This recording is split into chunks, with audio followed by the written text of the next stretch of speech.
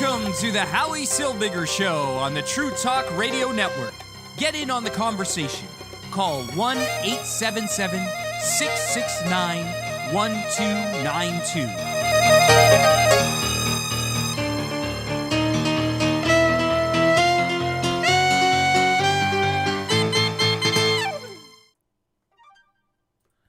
And welcome to the Howie Silbiger Show right here on the True Talk Radio Network. My name is Howie Silbiger. We are live, and we will be on for the next few hours, taking your calls at 1-877-669-1292. We'll also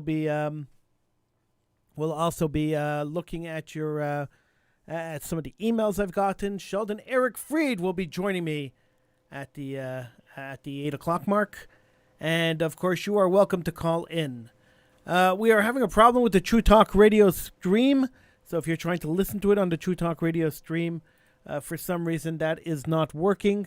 We will be playing other shows on the True Talk Radio stream during the Howie Silbiger Show tonight. Unfortunately, we're not going to be airing the Howie Silbiger Show on the True Talk Radio stream. But we will be live on Facebook and live on Twitter and live on YouTube. And, of course, I welcome you all to call in. So we are here. We are still in middle of this pandemic. We are still in middle of this coronavirus nightmare, as some people are calling it. It seems like we're getting sort of near the endish of this. It seems like we're kind of moving in a direction that is taking us in a direction where we will be sort of getting out of this sometime in the near future, hopefully. Well, that's what I'm hoping. We all got to do our part. That's really what it comes down to. If we do our part, and if we behave and we do our part, we'll be out of this much quicker than if we don't. So, what is doing our part? Keep up with your social distancing. Don't let strange people into your home. Keep up with your social distancing. Wear a mask where social distancing isn't possible. And of course, try to stay away from people as much as possible. Simple as that. It's not that difficult. It's not a difficult thing to do. We just have to follow the rules, and then we could possibly get out of this. 1-877-669-1292. We just celebrated Yom Yerushalayim, which is Jerusalem Day. Jerusalem Day is the day that we commemorate the freeing of Jerusalem, the liberation of Jerusalem from Arab rule. In 1967, Israel conquered Jerusalem in the Six-Day War. Thank God. And Jerusalem came back into Jewish hands. Thank God. And this is what we commemorated this week. We commemorated Israel Jerusalem Day. We also saw that the Arabs commemorated that too. How did they commemorate it? They had Nakba Day, which is the day of extreme sadness that the Jews took over Jerusalem. Now, what I find interesting about this, and I don't want to get too deep into this, but what I find interesting about Nakba Day is the fact that that the Arabs, the Muslims, had no interest in Jerusalem whatsoever when it was under Muslim rule. They really just didn't care about Jerusalem. Jerusalem was a barren wasteland when it was under Muslim rule. So the fact that suddenly they care about Jerusalem just seems a little contrived, and it's a little contrived because of course they want to destroy the state of Israel. It's just another tactic to destroy the state of Israel. So Yom Yerushalayim, Jews celebrate it. People who support Israel celebrate Yom Yerushalayim because it is a day to celebrate. It is a because we are celebrating the liberation of Israel, of Jerusalem, and that is something to celebrate. Jerusalem was finally unified under Jewish rule after thousands and thousands of years. And I personally think it's something to celebrate, something to be happy about, something that we should be thankful for. 1-877-669-1292. That's the number to call, 1-877-669-1292. We're having a little problem airing live on TrueTalkRadio.com on the live stream on True Talk Radio. So the show's not airing on the live stream, but we are airing on Facebook, on Twitter, and on Periscope, Facebook, Periscope, and on YouTube. And I've opened the lines so you could call in anytime you want at 1-877-669-1292. The idea is that we could actually we could talk to you, and you could be part of the program. I don't know why it's not airing live on the stream. You see, we have that every now and then. Something happened, and the signal's not being sent to the stream. So the stream is playing pre-recorded shows now, and for some reason it doesn't want to play this show.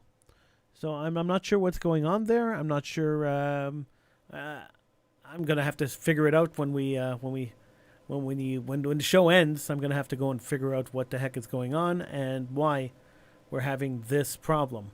It doesn't make any sense to me, but such is life.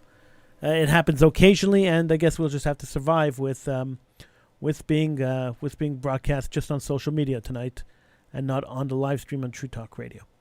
So many people get upset with me on a regular basis. I say things and people get upset.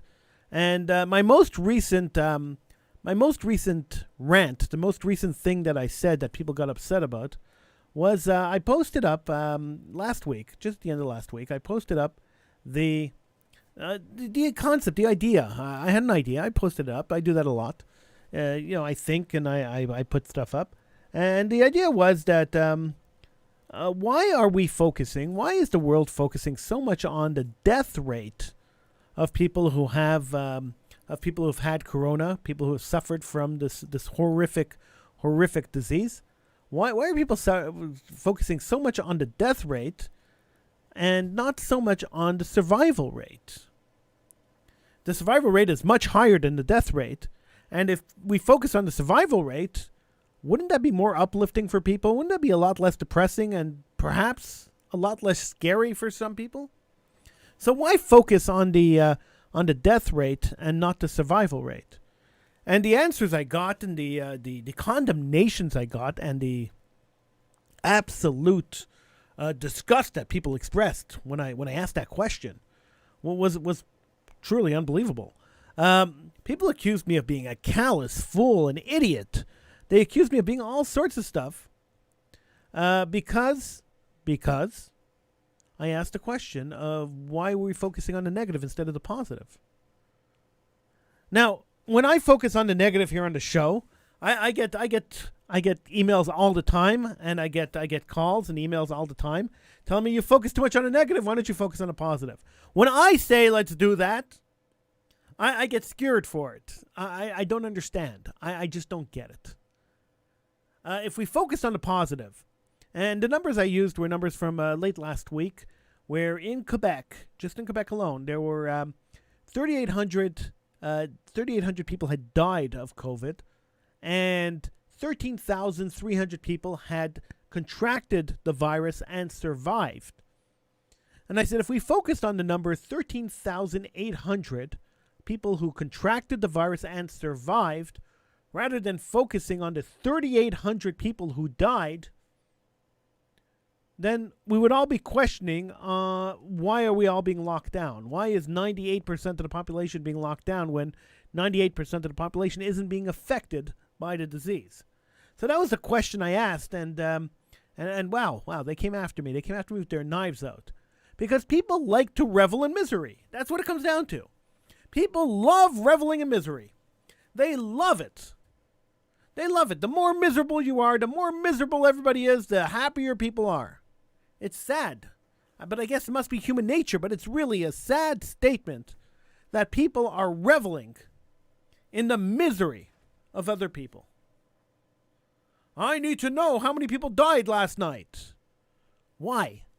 Do you care how many people died of the flu every year? Do you keep a running count of people who die of the flu? Do you keep a running count of people who die of cancer and people who die of all sorts of other diseases? Why are you keeping a running count of people who die of this disease? The media is doing it because it sells papers. The politicians are doing it because it helps them control your lives. It helps them continue to control your lives. Continue to come up with these draconian laws that force people to do things or not do things, that force you to stay in your home, that force you to do stuff, and gives them the power, the godlike power, to force you to live your life the way they want you to live your life. So I understand why the politicians, I understand why the news media focus on these numbers, on the numbers of the dead people. But why do we have to focus on the numbers of the dead people? Don't get me wrong. And people love putting words in my mouth and misquoting me all the time. Don't get me wrong. Every death is a tragedy, and every person who suffers is a tragedy. And we should empathize and sympathize with every family and every person affected by this disease. In no way am I saying that we should negate the people who died or the people who are suffering from this or the people who are on respirators. No way should we negate any of those people. God forbid. Every life is important and every life matters. And anybody suffering, chas v'shalom, they're suffering, God forbid they're suffering, we should have empathy and we should have sympathy for them. But when such a small percentage of the people in the world are suffering, locking down the entire world makes no sense. Okay, we got a question on Facebook. You could, by the way, you could type in your questions on Facebook in the comments boxes on Facebook or on Twitter or on YouTube. You could type in your questions; they'll pop up my screen. I'll be able to see them, and I'll respond to them. Or you could call in 1-877-669-1292. We are broadcasting tonight, by the way, on Facebook and on YouTube and on Periscope. We are not broadcasting on the True Talk Radio app tonight. Unfortunately, there's something wrong with our connection to the app. The app is playing pre-recorded shows, and I can't override it. For some reason, it doesn't want to override. So we will broadcast on social media, and I'll figure out what's going on with the app after the show. So, a question on Facebook. Ephraim asks, do you think it is condescending for shuls to tell their members they can't make a minyan in their own backyard, even if the law allows it? If shuls don't want to make a minyan, that's one thing. But should shuls be telling people what to do on their own property? Well, that kind of falls into the same category, Ephraim, as the government telling you what you could do on your property or not. No, shuls should not be controlling your lives. No, they should not be telling you what you could do on your private property. If you are willing to have a gathering on your property and you follow the guidelines, the safety guidelines as outlined by the government, because you don't want to break the law, but if you follow the safety guidelines as outlined by the government, I don't see an issue with you taking a calculated risk as an adult, or 10 people taking a calculated risk as adults to have a minyan or to do whatever you want on your property. The shul could say, we're not going to be involved in this, and we're not going to supply a Sefer Torah, we're not going to supply Sidorim, we're not going to supply any of the supplies you need in order to pray on your property. That they could do because they have control over their material. But when it comes to you and your private property, when it comes to you and the risks that you want to take with your health, you're a mature adult. There is no reason whatsoever that anybody should tell you how you have to behave. By telling you how you have to behave, they're treating you like an infant. You're not an infant, you're an adult. And being an adult means you are responsible for yourself and the people around you. You're responsible for yourself, your family, and the people around you. If you choose to have a gathering at your house, if you choose to have a prayer service in your backyard, the government allows it now. You can have up to 10 people in your backyard. But if you choose to do that, that is strictly your choice. And nobody should have a right to tell you yes or no. Not a rabbi, not a synagogue. Nobody should have the right to tell you. They could give you advice. They could say, hey, listen, we don't recommend it.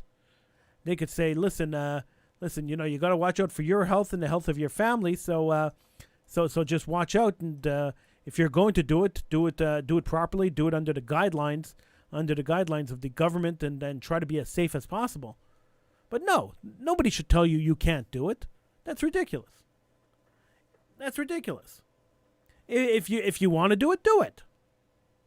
If you want to take the risk and the other people who are there want to take the risk of maybe, God forbid, transferring the disease to one another, that's your prerogative. By the way, the chances of you transferring the disease while out in public, outside, are very slim. The chances of you transferring disease or contracting disease from people riding their bikes or passing by or even stopping and talking to you for a minute or two on the street without a mask, as long as you're socially distanced, the risks are very, very slim. Every report that's come out in the last couple of days, every single one of them has said that the chance of you contracting disease on the streets outside are slim. Also, that's why they're reopening outside. They're allowing people to go out because it is extremely slim. Also, the chance of you contracting diseases by touching things that other people touched, that is fairly slim too. There's at least 5 studies from different areas of the world that have said that it is extremely slim for you to get the disease from a surface or from something that somebody else touched and you touched it right away. So the biggest risk of you getting the disease is if you are not wearing a mask and the person who is standing right near you is not wearing a mask, and you're speaking to each other, or you cough on each other, or somehow a droplet comes out of your mouth and hits the other person, and the other person catches the droplet on his face, and it gets into his mouth, or gets into his eye, or gets into his nose, that is your risk of catching the disease. That is why all the governments are suggesting that you wear a mask when there is no chance of you, when there is a possibility that you can't socially distance. So if you are able to socially distance, you're not obligated to wear a mask. But if there's a chance that you can't socially distance, you're in a store, you're in a supermarket, you're in some tight quarters with people, and you have to be right near them, then wearing a mask protects you and protects them. How does it protect you and protect them? If they cough on you, they're not wearing a mask, and they cough on you, you could catch the disease even if you're wearing a mask. Because 99% of the masks won't stop those droplets from coming in. But they do stop the droplets from going out. So if you're wearing a mask and he's wearing a mask or she's wearing a mask and both of you are wearing a mask and you're standing right next to each other and you both cough into your masks, you're not going to spray each other with those droplets, and therefore your chances of transferring the disease to that person's chances of transferring the disease to you are basically zero. So if you do a little bit of reading, people are paranoid. They don't read. They just listen and they extrapolate things in their brains and they make up all these things.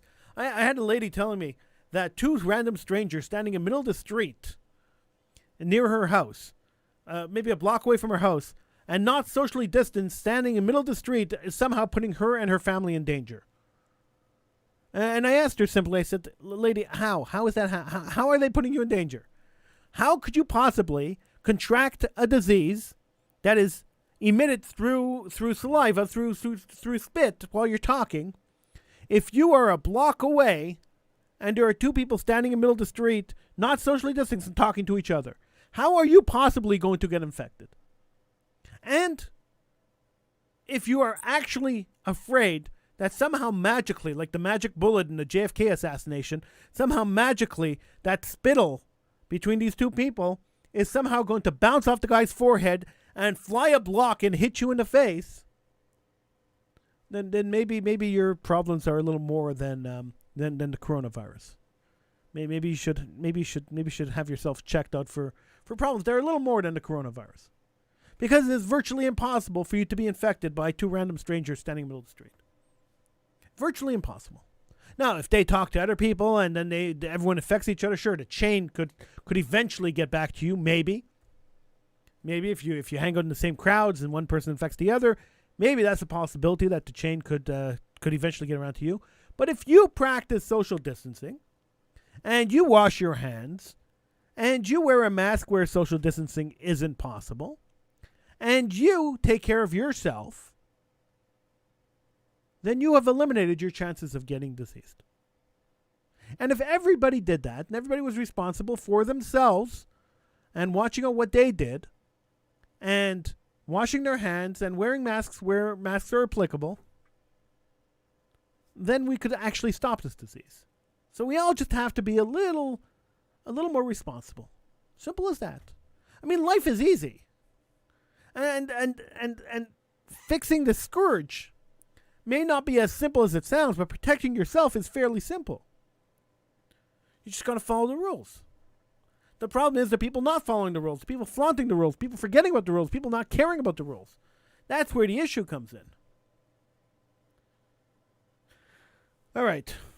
Well, let's get Sheldon on because I like talking to Sheldon.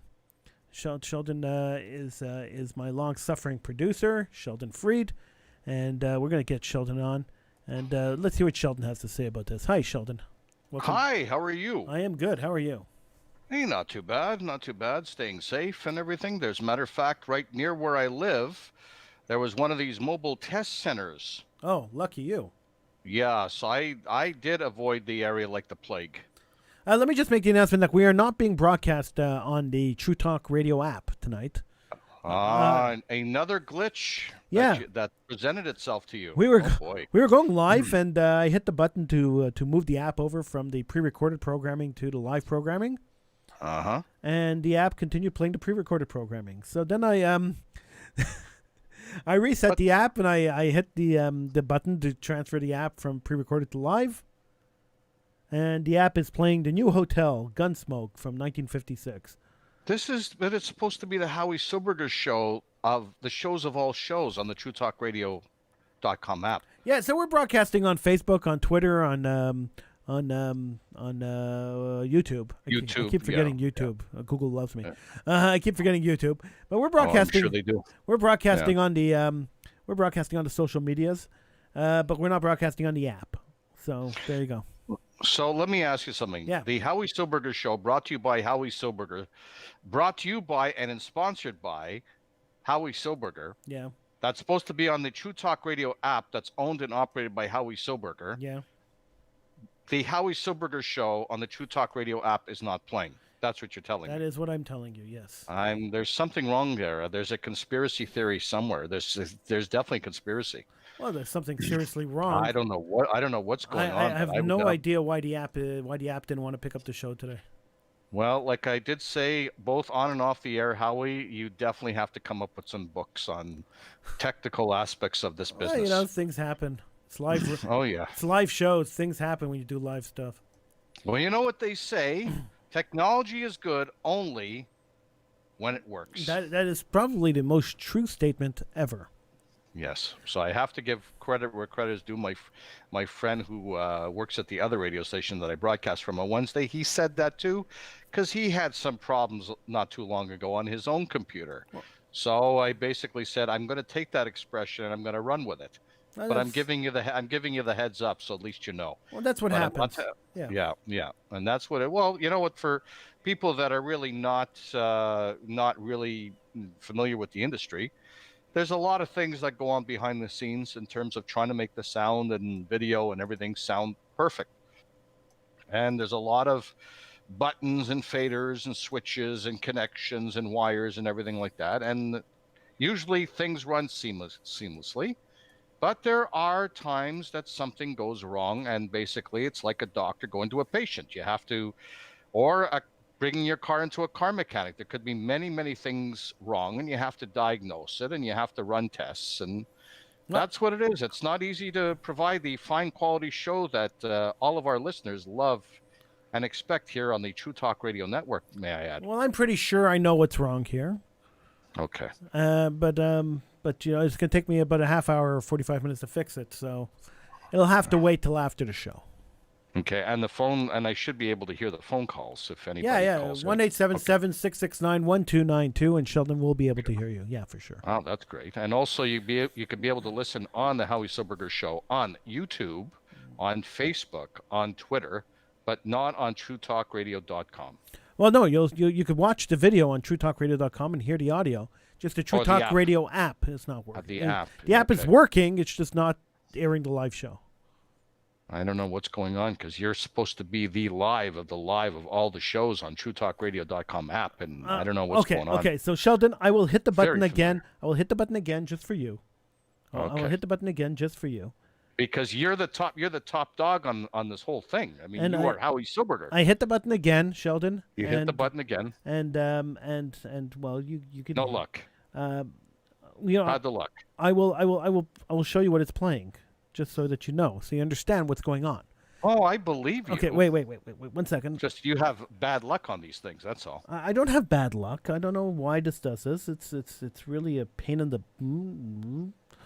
Yeah. But here, Beep, beep. Yeah. but here's what's playing on the app right now. Okay, Sheldon. Okay. Created by Rio Gunsmoke? Grande. Ah. County Sheriff's Office calling all cars. Attention all cars. Broadcast 239 regarding a hold-up and kidnapping. Suspect described as American, 5 feet 9 or 10 inches tall. So that's calling all cars, Sheldon. From That's interesting. That's good Gunsmoke. no, that's not Gunsmoke. That's calling all cars from 1938. Oh my God. This particular episode aired on June 23rd, 1938. Well, you see, people, you might like that in terms of really old radio back in 1938, but to me, and I'm being totally honest, It's not and the Howie Silbiger show. I know. It's not the Howie Silbiger show, brought to you by Howie Silbiger on the True Talk Radio Network, owned and operated and run by, you guessed it, Howie Silbiger. But we'll survive this week without airing on the Yeah. on the app. You and Gloria Gaynor, I will survive. I like that. Yeah, I but like that spirit that you But have. but I'm still alive. Well, yeah, I know. That's the only difference right there. Yeah. But Gloria, not so much. But I'm still alive. Gloria didn't have to worry about trying to stream an app. So That's true. She died Yeah. before these apps started. yeah, exactly. Yeah. So, but I know you will survive. As long as I know how to love, I know I'll be alive, Sheldon. Yes, that's right. So it brings back some of your radio days. Disco Howie and bell bottoms in the 70s. I got. Groovy, man. Oh, yeah, right. I could see you having the hair down to your shoulders and everything like Well, that. you know, Sheldon. Hey, what's up, man? I've got all my life to live. I've got all my love to give. I will survive, Sheldon. I will survive. Okay. Well, I'm sure after you fix this problem, it'll be another one of your wonderful triumphs. Yeah. Well, The amazing triumphs that you have. You should really put on a doctor's uniform and one of those mirrors that you look at a patient, everything like that, and and the stethoscope, and you should go over all your equipment and saying, I'm going to find what exactly is wrong, and I'm going to fix it. what I should really do is I should give up on this radio thing and just throw everything out and say, enough of this.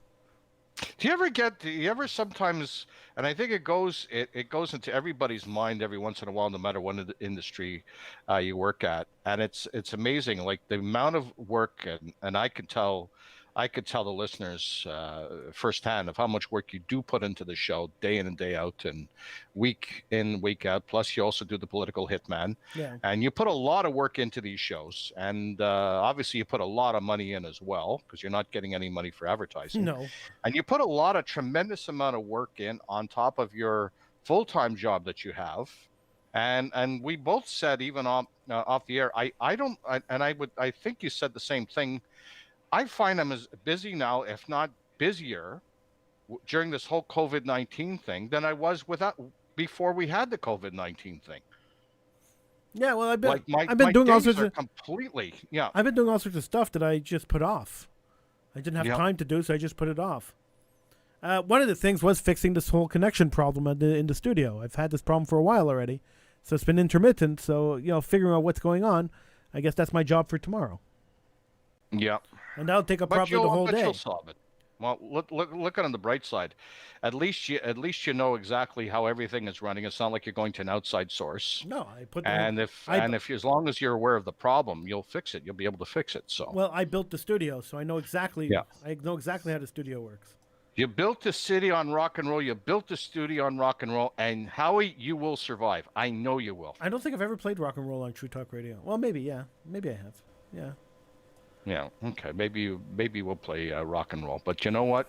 I know you will survive. Because as long as I know how to love, I know I'll be alive. That's right. Exactly. Exactly. Yeah. See, we're not streaming that music because we're not allowed to. No, we're not. We're not allowed to. And if I played even 1 second of that on the show while we're streaming on social media, it would be muted, and I would get letters from all the 3-4 different social media platforms that we're broadcasting on saying, "Sir, you are violating copyrights," and Mind you, you said if you play it live on your show but do not stream it, you can do that. It's just you can't stream it after, right? No, if I'm Is streaming, that? if I'm streaming on Facebook or Twitter or YouTube, You can't do that either. they mark me for copyright Oh, violations. okay. Yeah. Okay. Even yeah. when I have permission to play the songs. They're really strict. They're really strict. These people. They're really, really strict. So I play And, these Jewish parody songs sometimes, Yeah. and YouTube always flags my show because they always Even think, with the Jewish parody songs. well, they always think that the Jewish parody songs are the original song. Oh my God. Beca- Okay, that's a new one. Because it's not humans, right? It's all algorithms that are listening to this. It's all bots listening to this. So they hear Oh, the tune and they assume that that I'm playing the original song and Okay. not a parody of it. Okay, so they'll think you're playing Billie Jean by Michael Jackson. Yeah, Okay. yeah, Okay. Or Gloria Gaynor, I Will Survive. Okay. exactly. Yeah, these bots, there's something else. They really are. I mean, it's real pain. It really is a pain in the butt. It is, because a lot of people that are in the same boat can't do it unless you are specifically paying for your royalties and everything. And like, you see, because in the other station that I am with, they do pay a fee. I don't know what the fee is per month as part of the operation, and we could stream and we could do whatever we want and play all commercial music, and it's fine. I pay a fee too, and I'm allowed to But it's- stream commercial music. I just Yeah, can't but have it on it's- demand. Yeah, that's absolutely ridiculous, and it's too. That's the thing with the recording industry too. I understand about people getting paid, and you were paying that money, so it wasn't like you weren't paying the money. And I'm still paying the and money. yeah, and the thing is that, okay, I agree that the artists should be paid, absolutely, 100%. But I'm paying my share. And you're paying your share. That's what I'm saying. You're paying your share, and yet they're still being greedy. And Yeah. this is exactly why, when you do try to do the right thing and you do try to pay the proper fees, because it goes according to revenue as well, and then they still are a stickler and they still flag you for this. And then they want to know why people do say, you know what, the heck with this, I'm illegally downloading the music. Yeah. And and I'm sorry, like, Look, you I can't understand. have your cake and eat it. I understand that the recording industry lost billions and billions of dollars from people illegally downloading music. I understand that. Yeah. Perfectly. Well, it happened with Napster. I perfectly understand that. But Yep. radio stations like ours that have large listenerships, they when I play music, I'm actually promoting their product. I'm encouraging people to listen to that kind of music. It's free advertising for them. Well, But that's what radio stations are all about, because if it wasn't for the radio station's airplay, commercial radio, the artists wouldn't be as popular as they are, and people wouldn't go out to buy or pay for downloading of music. so charging me to play the music is ridiculous.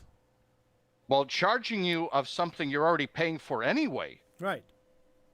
that's the thing. Because But even mean, if I wasn't paying for it, charging a radio station to play music is ridiculous. yeah. It's free Well, I know- advertising. The station should be charging you to play your music. Well, years ago they used to. Many, many, many years ago, they used to charge artists for getting their stuff on the radio, and then Makes sense. and then what happened was there was a big turnaround, and then the recording industry really started getting greedy, and then what they said, okay, listen, we want to get paid every time you're playing our song. And basically now what they're doing is, for people that are not familiar with how the royalty thing works, and you and I do know it quite well, is the fact that it goes on a radio station's revenue. Right. So the more money you're making in terms of advertising dollars or revenue streaming, the more you will be, the more you will have to pay out for royalty fees. And the fees are absolutely crazy, because I used to be a music programmer for one of the big commercial radio stations here in the city. Yeah.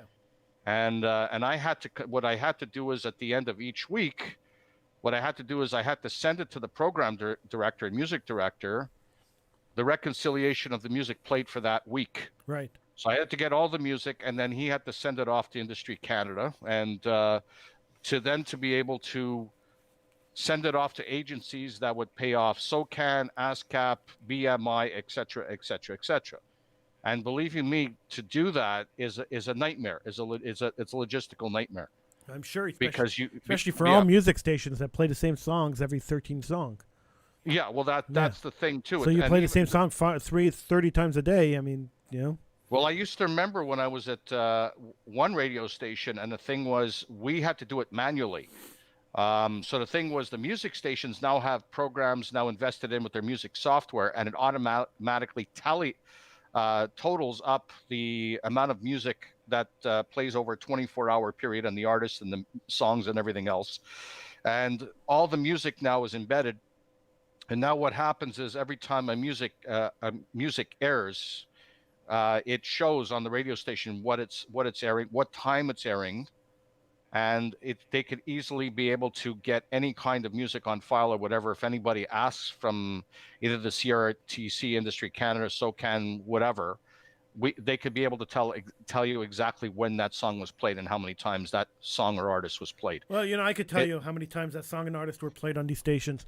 Every 3 hours, they start the rotation over again. Yeah. So yeah. Well, that's the thing. So Yeah, so that's just the top calculate 40. it from Yeah. 7 o'clock in the morning straight through till midnight. Every 3 hours Yeah. is the same rotation.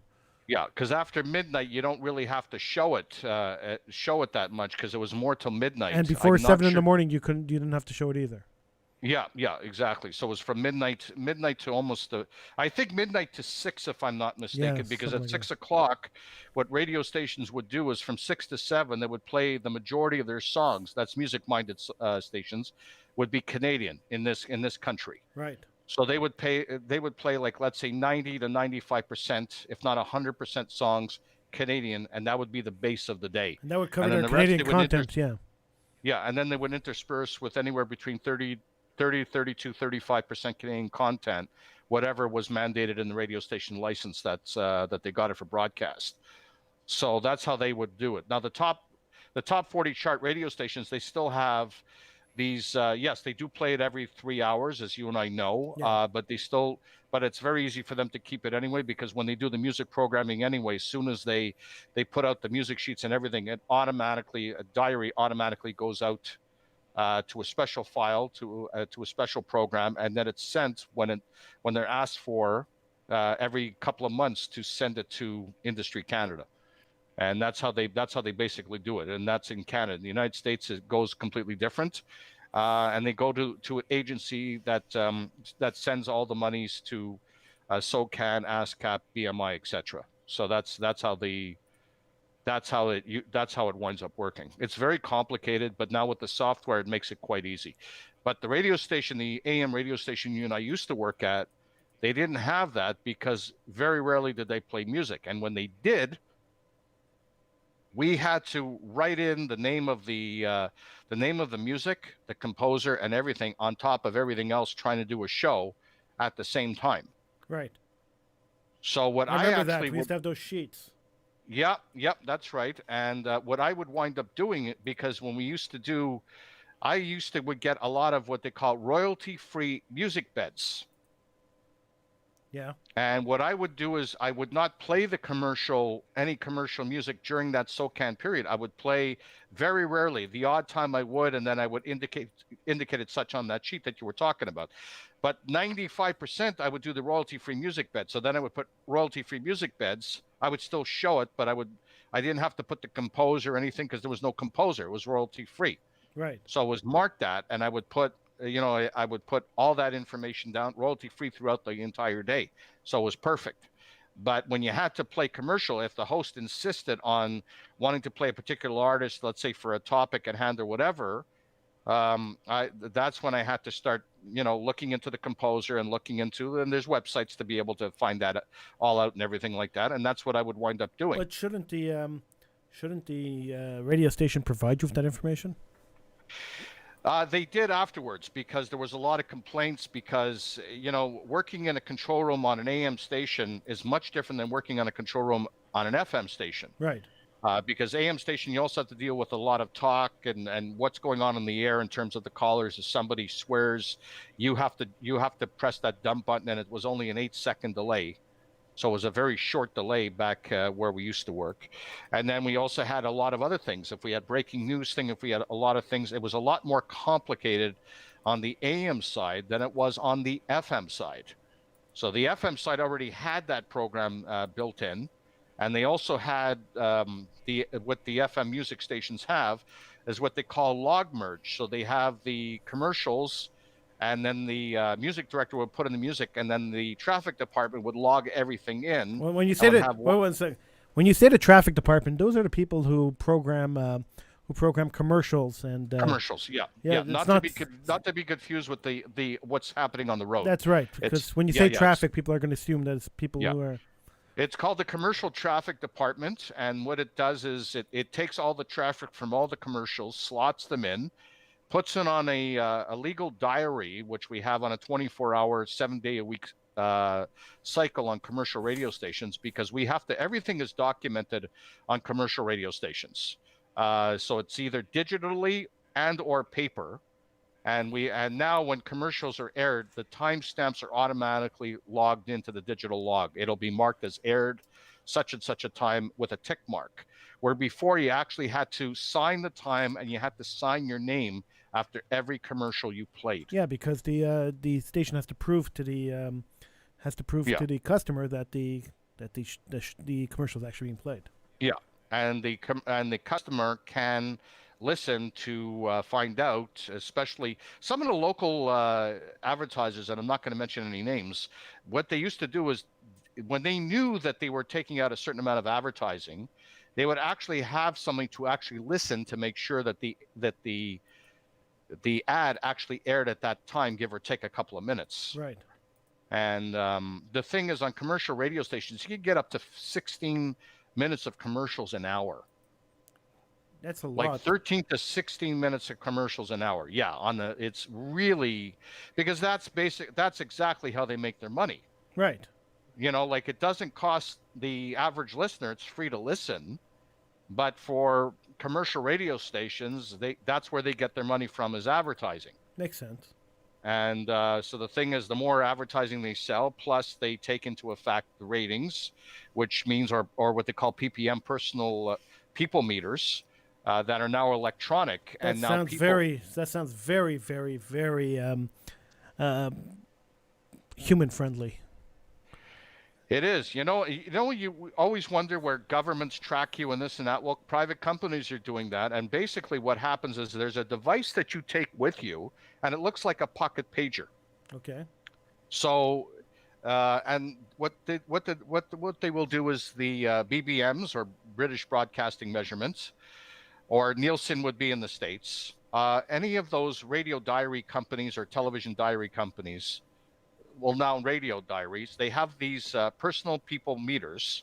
It used to be by ballot, but the thing was, let's say you worked at a radio station, and what they would do is they would give out like X number of thousands of people in a given area across the country. Right. So they would say, let's say, for example, 1,000 from Montreal, 1,000 from Ottawa, Toronto, so on and so forth. So the 1,000, they would say, would be pretty much a benchmark of what the average listenership would be in the radio station. Now, that's really inaccurate. Let's face it. They don't have the resources, for obvious reasons, to start printing out and putting this to every single household in a city of Montreal and the area of 3 million people, or Toronto, 4 to 5 million people. They can't do it. They don't have the resources, and it would cost an S-load of money. Yes, so they can't do it. So they did it, let's say 1,000 or 2,000 people, whatever. They would give like an average, and then people would fill it out, mail it out, and then they would check and verify, and then they would come up with the stats. Problem is, let's say, for example, I was working at a radio station in Ottawa. Yeah. And I happened to have received a ballot. Ah. So I was not allowed. I could not write for any radio station. I was not allowed. Right. Because I was told in my contract, they said if I received it, I cannot do it because I would be biased, which they were right. So well, it makes sense, yeah. Yeah, I did not. I even told the BBMs, I said, I cannot fill it out. I work for the media. I cannot. So I said, I'm not going to send it. And I called them up, and they said, okay, no problem.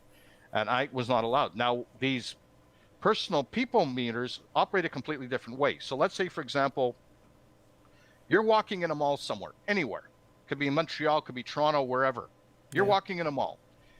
Now, the thing is, on the paper ballot, you could put whatever radio station you want. Right. And you could walk in any mall and they could have another radio station on.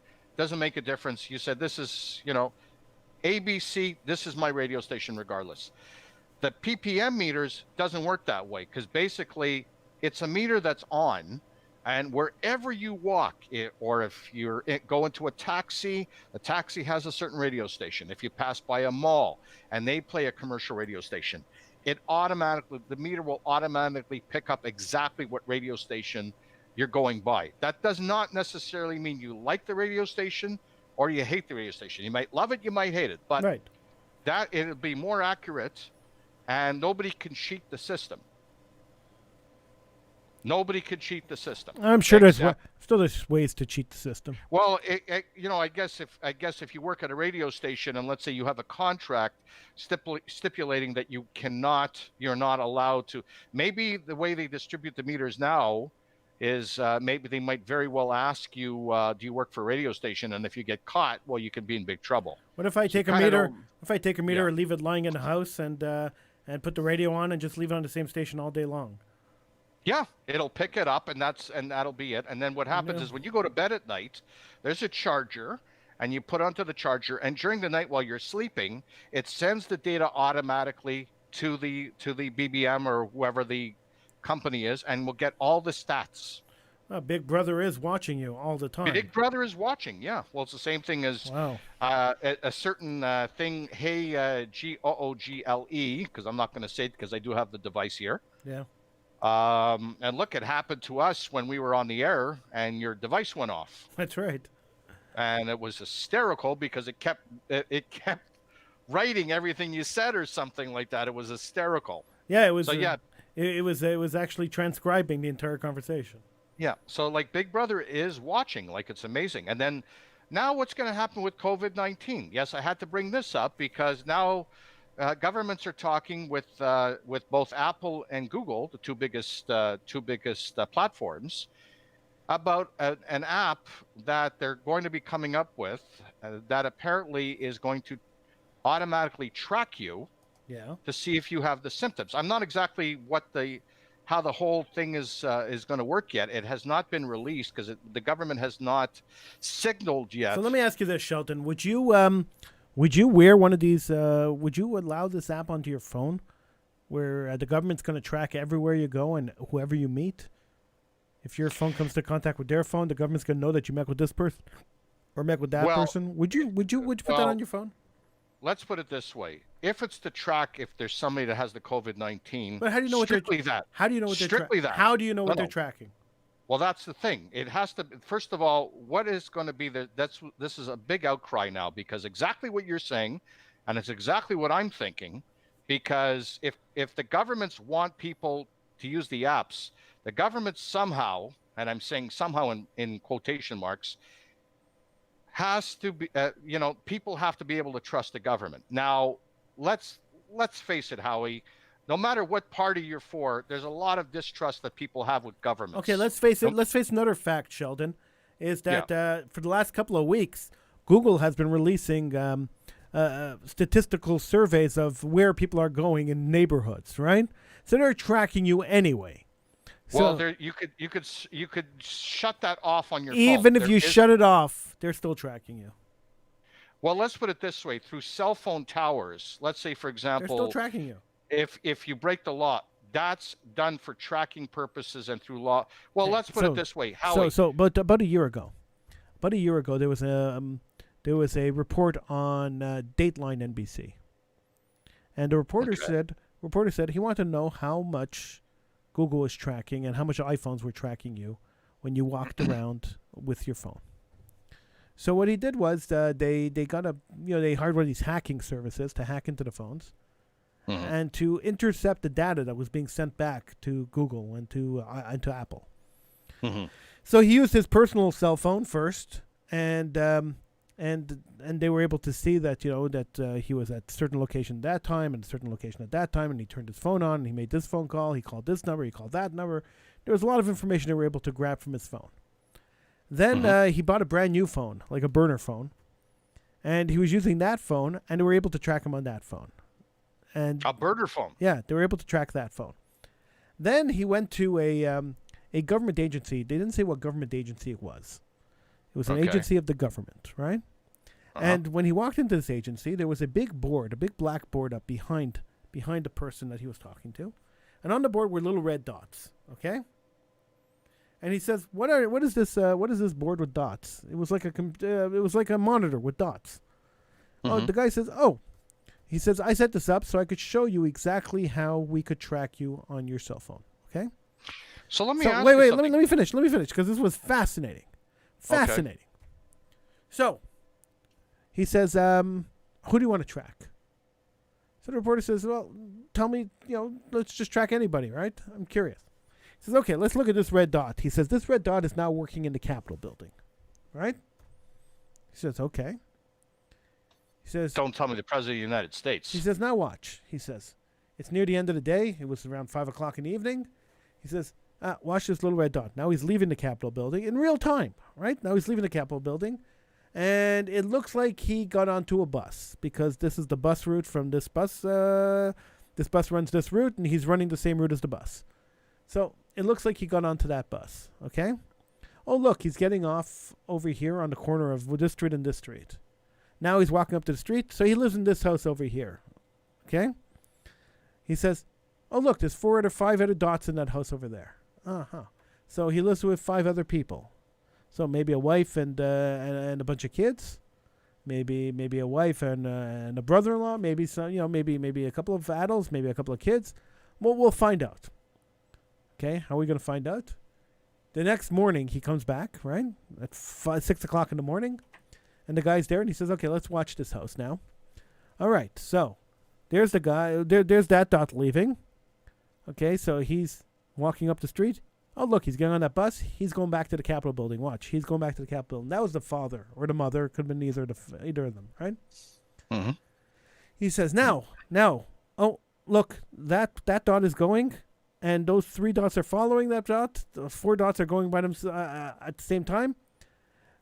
Look, they all got into a car together. Now they're traveling down the street. So you saw the 3 dots traveling down the street together.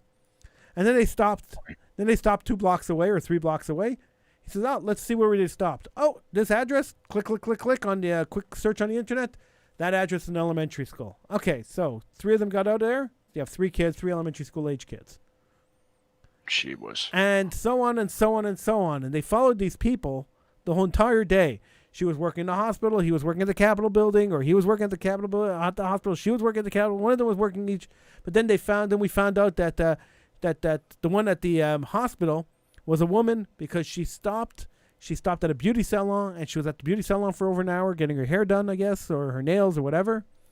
And he came back. He stopped at a bar on his way home, and then they both came home. She went to pick up the kids, and then they both came home. Right? It was like, oh my God. And this was just from regular cell phone use. Oh my God. It was scary. I mean, you watch this and you're like, it is scary. Whoa. Well, it's the same thing. You know the manufacturer Huey from China, or Huawei, whatever you want to call. I don't know how you pronounce it. Now, this is exactly why both the United States and I'm sure Canada does not want Huawei in North America. Yeah. Because of it being owned by Chinese. Yeah. By the Chinese government or by the Chinese people. Yeah. Chinese company, and they don't want to have. That's exactly why they don't want to have it.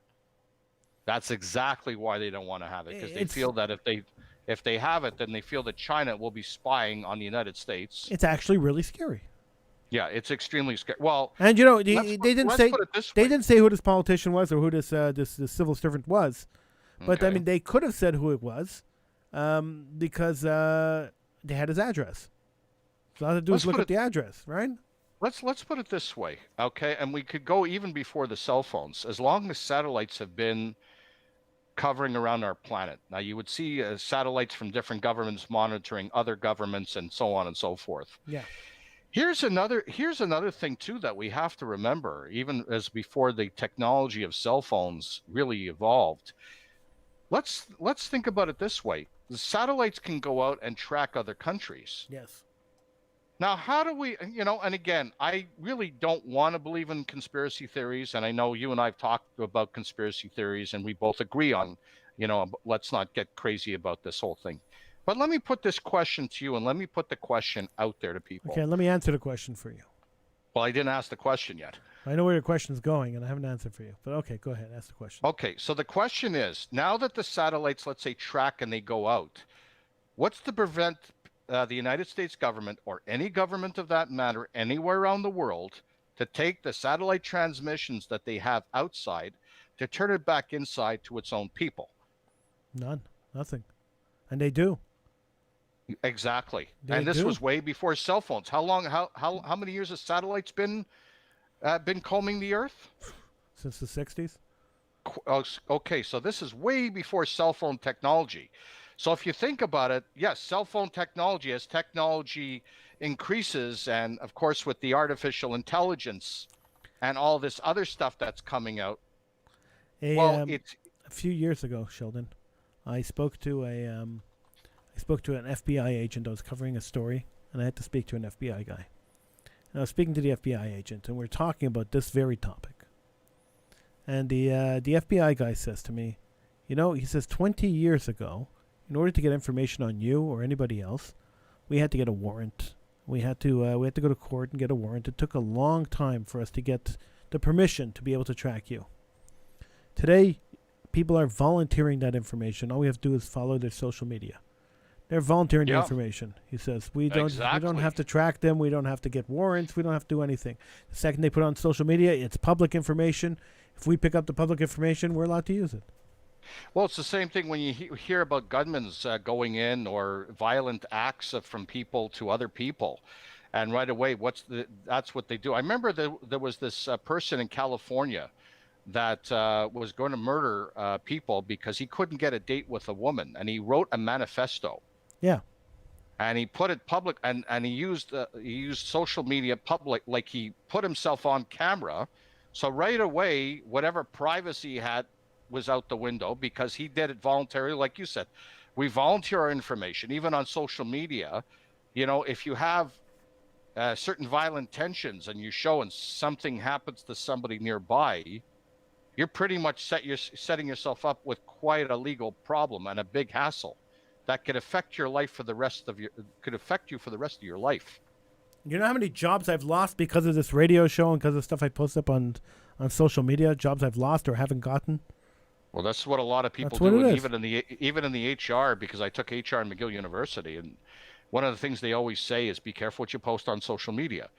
Be careful, like if you're really politically leaning one way or another to a government, or you're for guns, or you're for this, or you're for that, and you really put yourself out there that you're really against something, and especially, let's say, if you do any racist rants or whatever, you pretty much sign your death warrant because employers are going to look at it and they're going to say, I'm not going to hire you. I don't want to take a chance with this guy. I have never been racist. No, I'm not saying you. I'm saying I've never been racist.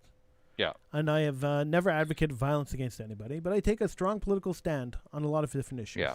And that's the thing, political stands, even if you believe that they are right, and I know you would believe that they're right because you wouldn't say it if you didn't, right away, because again, everybody has to be politically correct. Everybody's scared to say what they feel. There's a difference of free speech. There's a difference of freedom of expression. And there's also a difference of a person wanting to specifically go on social media and say, I'm going to go into this place and I'm going to blow people's head off. That's totally different than expressing a political point of view. Exactly. Now, right away, people don't know the difference of a political point of view. I've always believed that as long as I live in a free country, I have the right to express myself as freely as I want.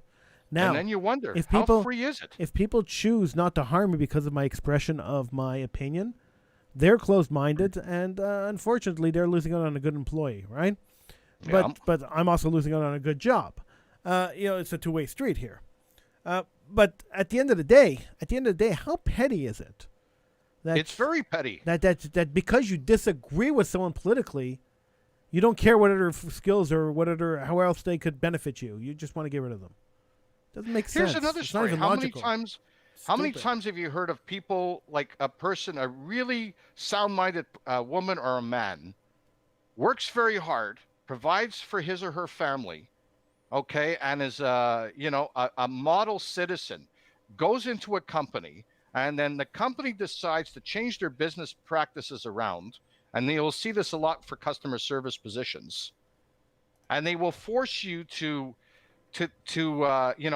if you still want to be employed by them, to deceit and purposely deceive people in getting sales. Yeah. And you don't believe it's the right thing, but then at the same time, there's not another job waiting for you, and you have to put food on your family's table. What are you going to do? Look for another job. And the thing is, I've always been a man of principle. When I felt that the job was immoral, or something was immoral about the job, or illegal about the job, or not quite right, I always walked away. I know I don't have as much responsibility as other people do, and if I don't feed myself, that's fine. I live alone, so if I don't feed myself, that's my prerogative. But I don't have other mouths depending on me, so it might be harder for some people to walk away. But But I'm a man of principle, and I've always been a man of principle, and I've walked away from pretty well-paying jobs over principled positions. So do you ever sometimes wonder, and I'm sure maybe it comes to you every once in a while, because sometimes it'll come to a lot of people. And as much as you are a man of principle, which I know you are, because I've known you for many years, but do you ever sometimes wonder, I lost so many opportunities. I know I'm a man of principle. I know, I try to do the right thing. I really try to stand up for something I strongly believe in, and I want to be a person that does the right thing. Get it? 100%. I know you're a person of tremendous character, and you always had the utmost respect for you as a friend and as a colleague. So I know you, I could say to people, I know Howie very well, both on and off the air. But do you ever sometimes ask yourself, is this worth it? Like, I've missed so many opportunities. Could I have been in a better place and then maybe try to change from within? Or do you say to yourself, you know what? No, I have absolutely 100% no regrets, and I'll take my lumps. And obviously I missed out on a lot of jobs now, and I might miss on a lot of jobs in the future. Do you ever ask yourself that question? Yes, no? And if you do, what did you come up with? To me, life is black and white. There are good people and there are bad people. There are moral people and immoral people. For me, I live on the moral end of the world. I don't live on the immoral end of the world. I try to do everything as morally as possible.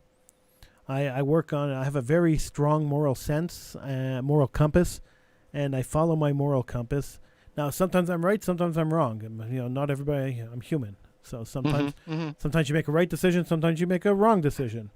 But whether I make the right decision or the wrong decision, I'm always comfortable with the decision, because that is what my morality told me to do. It's what my gut told me to do. It's what my morality told me to do.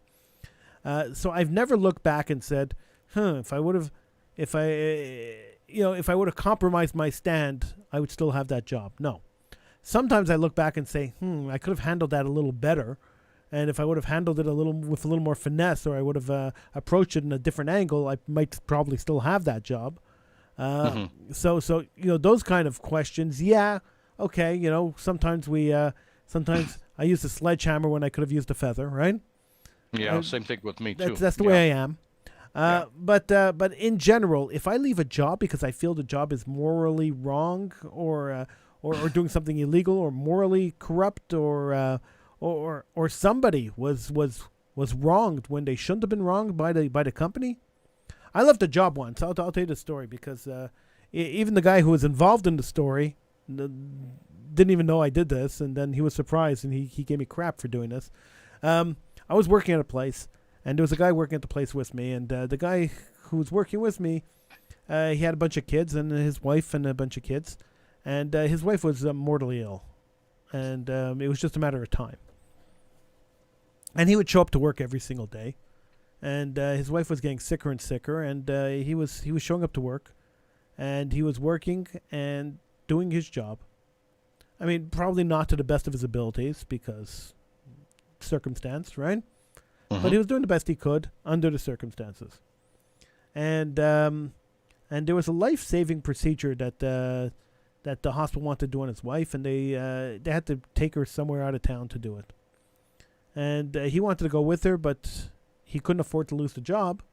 And if he would have taken that much time off the job, he would have lost the job. He couldn't afford to lose the job, so he decided to stay. And his wife went off to do this procedure, and it bought her another year of time. But she was extremely ill. She was bedridden. She was on oxygen. It was a terrible situation. So this man told the boss that his wife is gravely ill, and she went for this procedure, and he didn't go because he couldn't afford to lose the job, and he was afraid that he was going to lose the job if he went. And the boss fired him. Okay, so I went to the boss, and I said to the boss, why did you fire him? I'm just curious why you fired him. I was one of the managers there. I was able to ask these questions. As an employee, sometimes you can't ask those questions. Oh, yeah. But when you're a manager, you could kind of ask those questions. So you're in a better frame. So I was at a position where I was able to ask the boss the question, why did we fire this guy? And the boss said, well, he said he wasn't good for business. And I said, what does that mean? The guy needs the job. He needs the money. His wife is gravely ill. He has 4 or 5 kids at home. He's got to pay the bills. Why would you fire him? It's not like he did anything egregiously wrong. He's been doing the job. Well, I made a business decision. This is the decision I made. That day I quit the job. Because anybody who could throw somebody out because a family member is sick, or throw somebody out because they're going through a hard time, it's not a place I want to work. There's no empathy. There's no heart. There's nothing there. So why would I want to work there? So I left the job, and that was a well-paying job. That was a really good job. How many years ago was this going back? Maybe 20. Okay. And I walked away. And do I ever look back and say, maybe I shouldn't have done that? No, never. No, that's for something I would have said the same thing. I wouldn't think twice about it at all. I would never look back and say I shouldn't have walked away. I feel very comfortable walking away. I mean, I won't tell you what the company was or where it was or who the person was. No, that's fine. That's fine. But I feel very comfortable walking away from that job and saying, listen, that was morally corrupt. Now, at the same time, I lost a pretty good job. So, you got to balance the two, right? Right, exactly. Well, it really opens up your mind on what how society is, and some people, not all people, are like that, are very cold and callous, and they take a situation, especially a person's health, and it wasn't for the fact that the person didn't do his or her job properly. His or her, how long did this employee work at this company for? Maybe 6-7 years. Okay, so he didn't just start. So he was there for quite a while, and if usually within about a year, you would know, basically have it down that this employee is able to do the job or not. And they would actually know a lot less than that. That's why they usually give anywhere from 3 to 6 month probationary period. So if the person's been there for 6 years and he or she has done the job properly and admirably and made money for the company and for everybody, and then for him to be fired, obviously I wouldn't work at a company like that, and I wouldn't even think twice about it. I would leave also. Difference is also, not putting you down and not in any way, shape, or form. Also, when you have kids, that's a different story too. If people have kids, it's much harder. But yeah, you try to see if you can find something else, and then get out, and then try to look for something else that's obviously in a better, that you'll have a better fit in, because that I can see you would not fit into a company like that, because you're a man of principle and you're a man of morals. And I get that. And I think that's really important. And especially now with COVID-19 and everything, just generally, is that people have to have that moral compass that a lot of people are so missing. Right. And that's, this is way before COVID-19. I mean, you and I have talked about it many times. We've had this topic many times discussed on your show, and you've had other guests that discussed about it too. And I think what the world needs now is really for people to get back on board, and really, it's called respect one another. I think if anything, this COVID-19, in a way, not 100%, because will a lot of people think twice about what they've done and how they better can improve their lives? Yeah, some, not all, definitely not all. Has this taught us all a lesson? To some, yes. To some, no. Is this going to make more people work from home? Hopefully, yes, because that's the way it's going to Why be. hopefully yes? Well, because you know what? Why hopefully yes? Let's look in a company's perspective for a minute. I'm going to look into a CEO's position. Yeah. Say, here's a chance. Okay, I either pay rent, exorbitant amount of rent in a building. Yeah. Okay. And I have a chance right now to say, let's forgo the rent of the building. I still want to keep my staff. Okay, so let's take a look at the example of Yahoo. Yahoo, about 6-7 years ago, decided that they were going to do an experiment, a non-office company. So no office, everybody works from home, right? Mm-hmm. So you have to log in. You have to log into the servers at a certain point, and you have to be logged in for a certain amount of time, and they were able to track that, and blah blah blah, right? Yep. And at the beginning, they saw an increase in productivity from people working at home. So people were logging on. They weren't logging on at regular hours. They were logging on off hours and weird hours, but they were spending the amount of time they were supposed to spend to do the job, right? Okay. And then it started trailing off as people stayed at home and as people were working. It started trailing off, and eventually Yahoo saw that their productivity dropped to almost 70%, and they had to bring people back into the offices because there's a lot of distractions at home. Exactly. Well, there's a lot of things for when it comes to culture and society anyway, because the thing is, yes, when you're working at home, you have to have the mindset to do it. You have to be free of distractions. If you have, let's say, kids or whatever, and you cannot put them in daycare or you cannot find someone to take care of them, it's a big distraction, and that's going to be much harder. For the people that are able to do it and do have the mindset to do it, then I would say that would be good for if they could do it. Like I said, but you can't have a company where you're going through each person. Could you do it? Could you not do it? Could you do it? Could I evaluate you? I mean, it's what kind of. Let's put it this way. What kind of supervision you'd need for that, and what kind of resources you need for that. You don't have to for the supervision anymore. This is what I'm going to say. Remember when you said about Big Brother's watching? Well, I've seen a lot of articles. And believe you me, you don't think that companies now more than ever, especially if they're going to increase their employees working from home, you don't think they're going to install special software in the computers of the employees? They'll know exactly when they log on. They'll know exactly what type of productivity they're going to do. They're going to know exactly every day the amount of time they put into their jobs. Yeah. Their keystrokes will be monitored. You don't think that's going to happen? I darn well know that's going to happen. If it hasn't happened already, it's going to happen. I've been seeing articles already that's what companies are now monitoring productivity more than they ever did before. And you know what?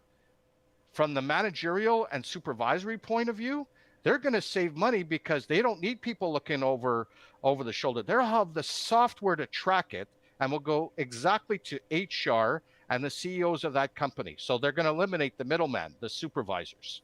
And they're going to have the software and capabilities to be able to track. But much like Yahoo, they're all going to end up back in the offices. Well, either that, or they're going to say you either produce, or you're not going to have a job to go back to the office to. Because remember, then you're going to have a huge turnover in staff all the time. Well, what do you think's happening to a lot of companies now? Yeah. And the thing is they're also looking at. You guessed it, Howie, the bottom line. So if they could save thousands of dollars and have people work from the confines of their own homes, set up with their PC's computer software, which they would get a write-off anyway on the income tax because it's a business expense, look at the money they're going to save from office space. Hey, look. I mean, I'm looking at the businessman now. Yeah, well, point of view as opposed to the employee. And basically, I set up a radio studio in my home.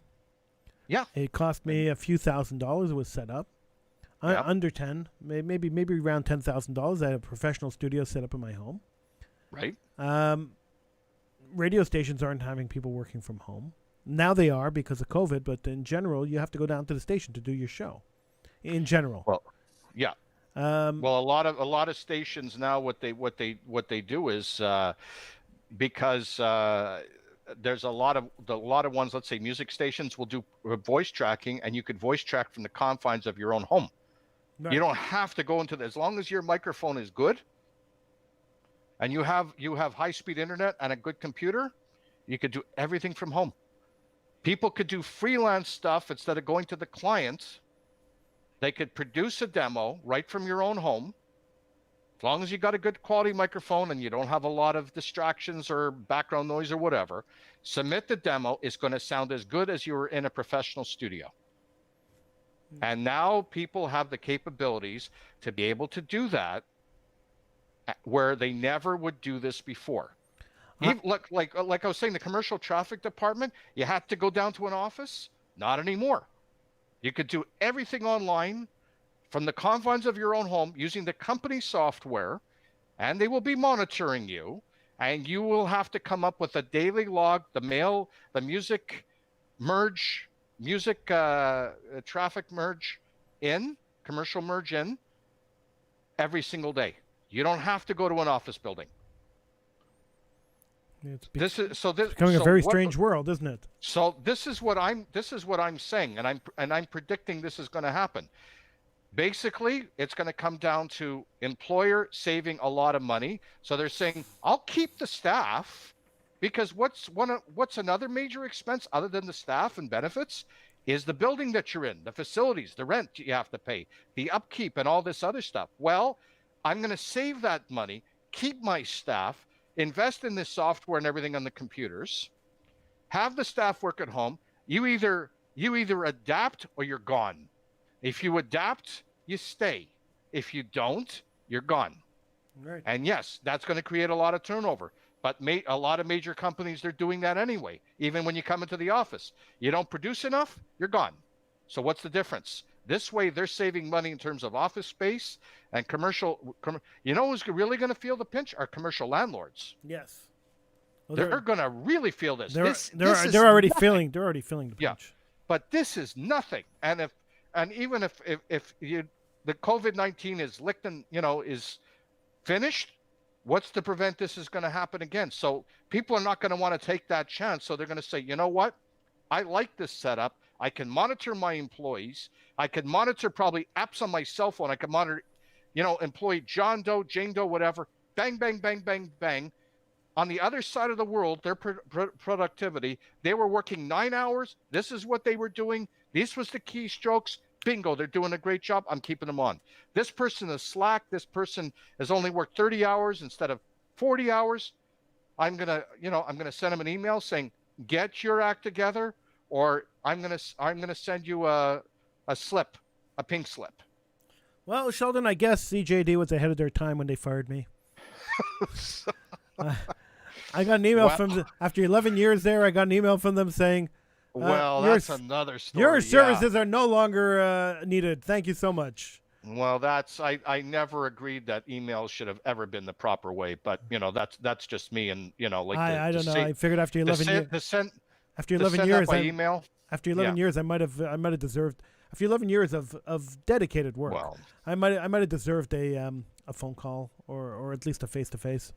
But this is look. I remember there was one station I worked at, and in Ottawa. I'm not going to mention the radio station. And I was working for the program director that hired me, and he was a super nice guy. Unfortunately, he had a little bit of a problem with alcohol, but he was always a very nice guy. Happens. Took me under his wing and everything like that. So anyway, I left to come back to Montreal, or no, excuse me. Before I left to come back to Montreal, he was there and he was replaced. He was out of hospital, ready to get a liver transplant. Wow. So anyway, he's in bed and he's waiting. He's waiting to be called. Like any minute, the orderly was gonna take him into the OR. Well, he gets a package delivered to him. So he's saying, I don't know what package. I have no idea what package this was. And it was coming. He was getting operated on a Monday. Yeah.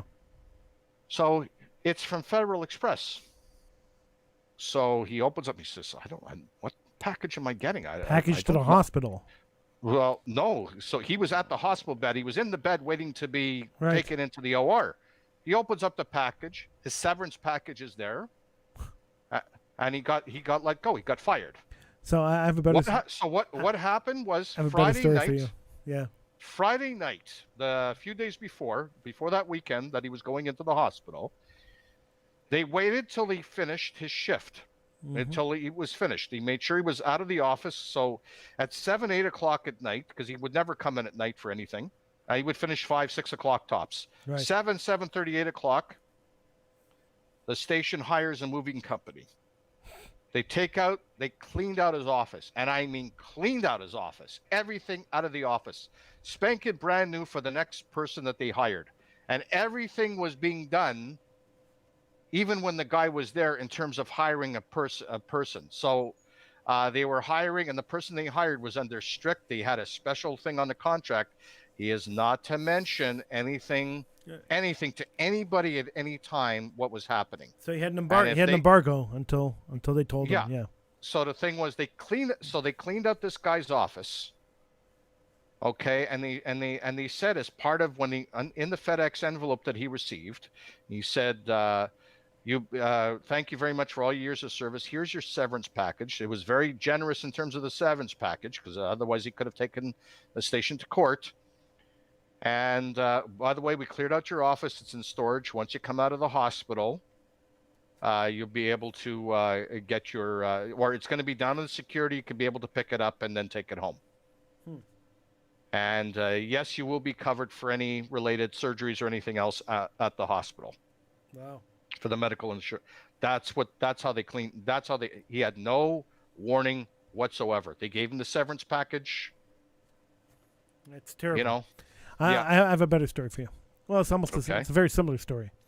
Okay. There was a friend of mine who was working for a private school, and it was a teacher at a private school, and this friend had a heart attack, and was in ICU in the hospital after open heart surgery. Okay. And the day the person got to ICU, they were conscious, very weak but conscious. The phone rings in the room, and the person picks up the phone, and it's the principal and the head of school on the phone telling them that they're fired. Oh boy. But I mean, oh boy. They couldn't wait for the person to get out of ICU. They couldn't wait for the person to get out of the hospital. They called them in ICU. Oh boy. In the intensive care unit, they called to fire them. Well, that is so horrible. Well, such is the cold-bloodedness of today's society, and you know, like there's no perfect formula in any government anywhere around the world on, you know, of the way people should be treated. But this is so far from humane. It's not even funny. It's terrible, really. You know, yeah, it really is. It's a horrible thing. But Sheldon, we're all out of time. We're out of time, my friend. My, how time flies when you're having fun. We're not really out of time because we're not streaming on True Talk Radio, so we could go on forever. Yeah, but I have to let go as well. But it's been a blast, and as I always say, to please be careful, stay safe with you and your family, and for all of our listeners out there on True Talk Radio or wherever you're hearing us from, please stay safe with you and your families, and take care of each other and take care of one another. God bless you all, everyone. Was that, thank you so much, and we will survive. Was that Little Tim? Little Timmy? What was that? What was the name? God no bless idea. you all, everybody. Was the end? I have no idea. It was Scrooge, wasn't it? Wasn't that the end of Christmas Carol? Since when would you have watched A Christmas Carol, Howie? I'm just asking a question. I don't know. You don't know. You're like 120 years old. You should know these things. Howie? Yeah. Say goodnight, Howie. Good night, Howie. Say goodnight. Yeah. Take it easy. Have a good one. Take care, listeners, and be well. Stay safe. Love each other. Love one another. And we'll see you back next week, God willing. Yeah, and I'll be back on Tuesday night with Political Hitman, and back on maybe Wednesday or Thursday with another Howie Silbiger show. All right, we'll see you again later on. No, I won't be on Wednesday or Thursday. It's Shavuot. Yeah, happy, healthy Shavuot to you and your family. All the best. So Tuesday night, midnight, Wednesday morning, like late Tuesday, early Wednesday, I'll be on Political Hitman, and that'll be it for the week. I like you with the sunglasses on a Political Hitman. You kind of remind me of a Jewish version of the Blues Brothers. Gosh, which version? The original version? The original version. Oh, thank God. I hate this. I hate the other version. Oh, No. Thank God. Yeah. I mean, You're welcome. Yeah. All right. Take care, my you too, friend, my and friend. be well. And have a great week and stay safe. And we'll talk to you next Sunday. Yes, sir. Goodbye. Okay. Take care. Bye.